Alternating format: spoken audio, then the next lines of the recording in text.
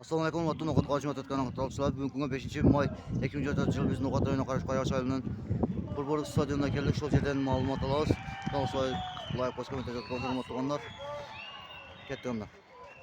Qaymoz sport klubi tomonidan uyushtirilgan ereja serish bo'yicha ma'lumot olamiz. Bizdan Osiyo loyiha boshqa mutaxassislar.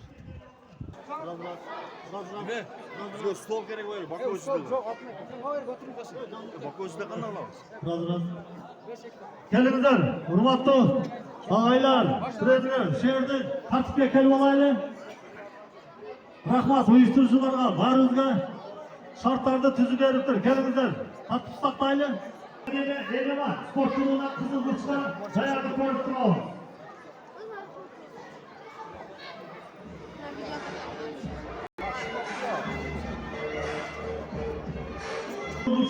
Kashmatov Burisman Akademiya Elema sport klubuna. Ondan keyin tayyorlik ko'rsin. Ko'kburchdan Mamasadov Nurtilik Akademiya Elema Jamg'arma sport klubuna. Slavov Edil Iltimos sport klubuna qizil burchga tayyorlik ko'rib turamiz. Hattamalar Tamir Sandeyev Otunbek Manov Timur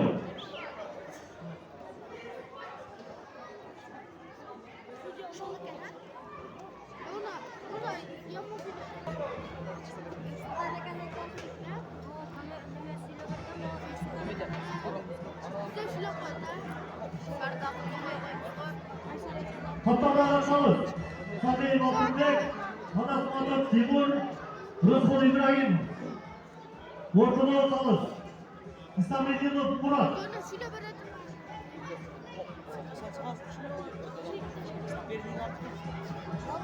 Kashmatov Burisman Akademiya keldi.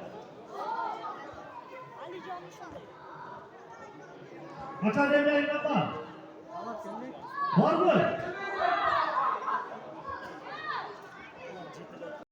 Ko'kburchdan Kashmatov Burisman Akademiya Elema qizil burchda tayyorlik ko'rsin. Mamasadov Nurtilik Akademiya Elema Jamg'arma Slavov Edil Iltimos sport klubida qizil burchda tayyorlik ko'rib turamiz.